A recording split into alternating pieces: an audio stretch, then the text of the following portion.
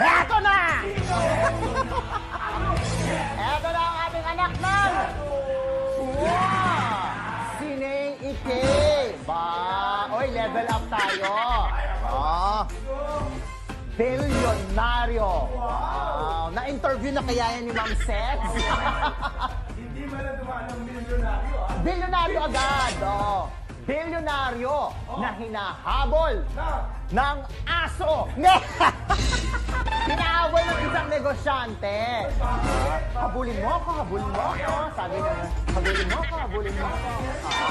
Ayon sa anak ng puwa, pumayag daw itong si bilyonaryo na ibenta ang kanyang property sa isang financial district sa Metro Manila sa halagang Tama. 1.5 billion pesos. O, tandaan yan, ha? Kennedy, tandaan mo, 1.5. Okay, kasi may mga math dito. Baka madiskaril ako. Okay. Upang makasiguro sa property, nagbigay daw ng down payment yung negosyante. Interesado dun sa 1.5 billion na property. Ang kanyang down payment ay mga 1/3 ng kabuuang presyo ng ari-arian. O, magkano yung 1/3? 500! 500 million pesos. Ayan. Pero, eto na. Okay. So, siyempre, down payment para ma-secure na kanya na. Eto, mayaman din si negosyante. Give ko na yung 1 billion para akin na yung property. Bigla daw umatras. Hindi umabante. Umatras ang bilyonaryo. Sir, nabigla yung negosyante. But why? Nangyari. Umatras daw talagang ayaw ng abante. Eto na. So sabi na lang ni negosyante, o sige, ganoon talaga siya. O sige. Sige. Pare, akin na lang yung down payment ko. Ganyan niya. Akin na yung 500 million. Sabi niya, kasi di mo naman bibigay sa akin eh. Ay, eto na.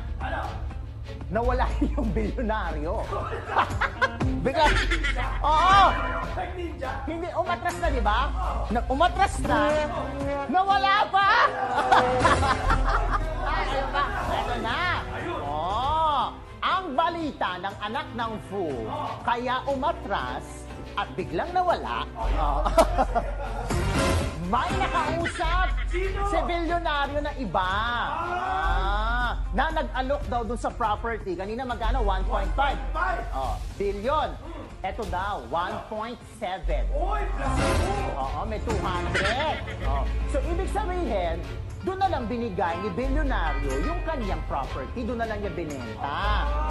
Pero, ang kinaiinis ni negosyante, sige na nga, hindi ko na nga makukuha yung property. Pero give my money. Di ba? Di ba? Laban. Bawi. Akin na yung 500. Wala na rin. Truly. 2.2. Correct. Eto ngayon, ang chismis ng mga anak ng Fu.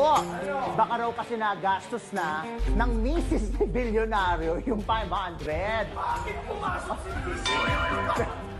Kasi itong mga anak ng Fu, ingit na ingit dun sa misis ni bilyonaryo. Kasi raw laging bago ang bag, bago ang sapatos, maraming alahas. Nagkaka-stiff neck na nga raw yung misis. Kasi ang bigat daw ng mga bato. Ay, yung mga alahas. Ay! Naku! Buti naman, Jigo Postolero, na paunlakan mo kami. Naku, maraming salamat. Mukhang kilala ni Jigo. Yung misis. Ha? Naku, mukhang ano. Parang kinakarir niya yung misis.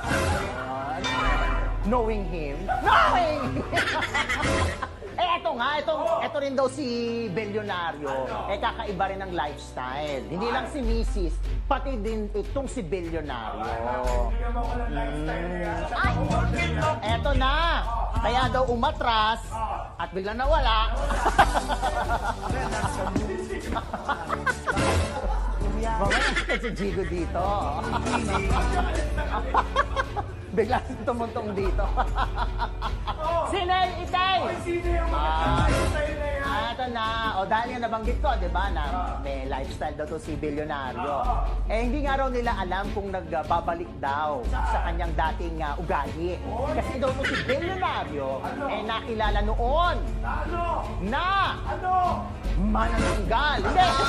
Dating babaero at sugarol. Naku, sabi. Eh baka raw nagbabalik loob. Pero alam mo, Kennedy, mas nanggigigil yung mga anak ng puno sa misis. Ingit na ingit yung mga anak ng puno kasi lagi raw bago ang bag. Bago ang sapatos. Hermes, naka-Chanel! Correct. Chanel yun! May, parang tsane. Nako! Kailangan nyo ng tsane. Nako! Para sa mga bulate.